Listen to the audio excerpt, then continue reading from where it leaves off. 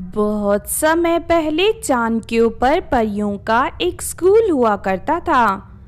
परिदेश की सभी परियां उसी स्कूल में पढ़ाई करने जाती थी। उस स्कूल में पढ़ने वाली सभी परियां फर्राटेदार इंग्लिश बोला करती थी। वहीं दूसरी तरफ शैतानपुर में रहने वाली ऋचा चुड़ैल को जब चांद पर मौजूद स्कूल के बारे में पता चलता है तो वो भी वहां जाकर पढ़ाई करने का फैसला करती है, क्योंकि ऋचा चुड़ैल को इंग्लिश बोलने का बहुत शौक था। लेकिन शैतानपुर के किसी भी स्कूल में इंग्लिश नहीं सिखाए जाते थे। चाहे कुछ भी हो जाए, मुझे किसी भी तरह चांद पर मौजूद स्कूल में एडमिशन लेना ही होगा। उसके बाद ऋचा चुड़ैल अपनी सहेली टीना चुड़ैल को इस बारे में बताती है। तेरा दिमाग खराब हो गया है क्या? इंग्लिश बोलने के चक्कर में तू पूरी तरह पागल हो गई है। देख ऋचा, तू चुड़ैल है, आखिर तू परियों के बीच जाकर कैसे पढ़ाई करेगी? वहाँ की परियां तुझे मार मार के तुझे चांद से नीचे फेंक देगी। मैंने सुना है रानी चुड़ैल के पास रूप बदलने वाला जादुई शरबत है।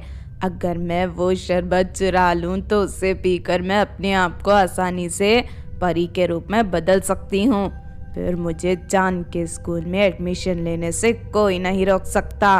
मैं आज रात को ही रानी चुड़ैल के महल से वो जादुई शरबत चुरा कर ले आऊंगी। एक बार फिर से सोच ले ऋचा, कहीं ऐसा ना हो कि लेने के देने पड़ जाएं। परियों के बीच जाकर तू अपनी मौत को दावत दे रही है।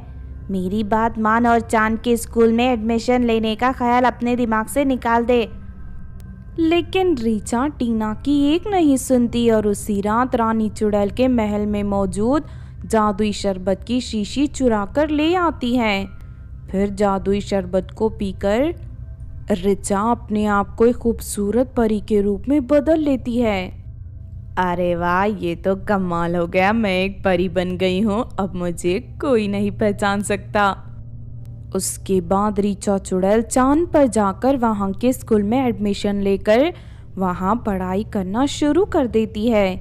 इस तरह कई दिन बीत जाते हैं और किसी परी को ऋचा पर जरा भी शक नहीं होता।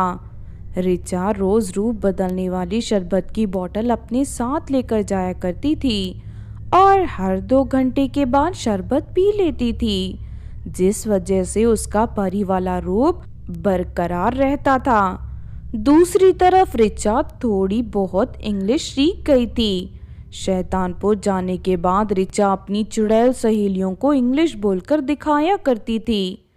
ऋचा को इंग्लिश बोलते देख सभी चुड़ैलें उसे पसंद करने लग गई थी। देखते ही देखते ऋचा इंग्लिश बोलने वाली चुड़ैल के नाम से पूरे शैतानपुर में फेमस हो गई थी। इस तरह सब कुछ ठीक चल रहा था, लेकिन फिर एक दिन स्कूल में ऋचा परियों के साथ बैठकर खाना खा रही थी।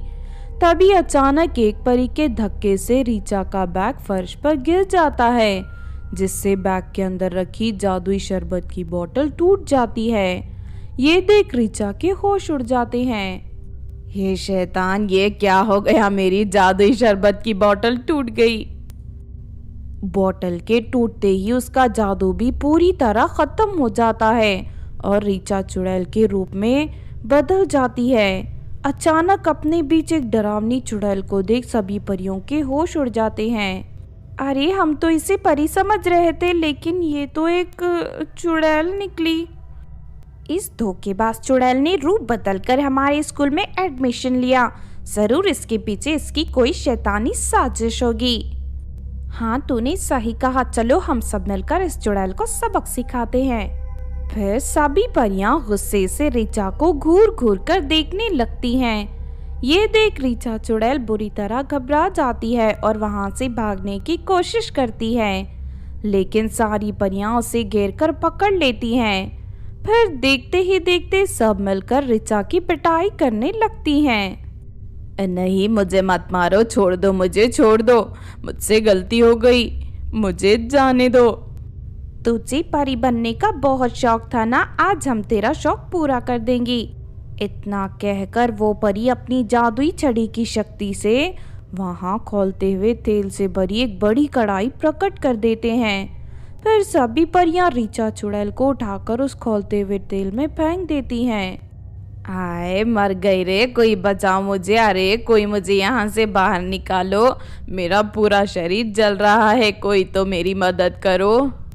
देखते ही देखते ऋचा के सर के सारे बाल जलकर गायब हो जाते हैं और वो पूरी तरह गंजी और पहले से भी कई ज्यादा बदसूरत बन जाती है। उसके बाद वो सभी परियां ऋचा को कढ़ाई से बाहर निकालकर उसे फर्श पर पटक देती हैं। चल भाग जा यहाँ से और दोबारा हमारे स्कूल में आने की हिम्मत मत करना। उसके बाद ऋचा रोती हुई शैतानपुर में चली जाती है। फिर उस दिन की घटना से सबक लेकर ऋचा पूरी तरह सुधर जाती है और इंग्लिश सीखने की जिद छोड़कर एक साधारण चुड़ैल की तरह अपना जीवन जीने लगती है।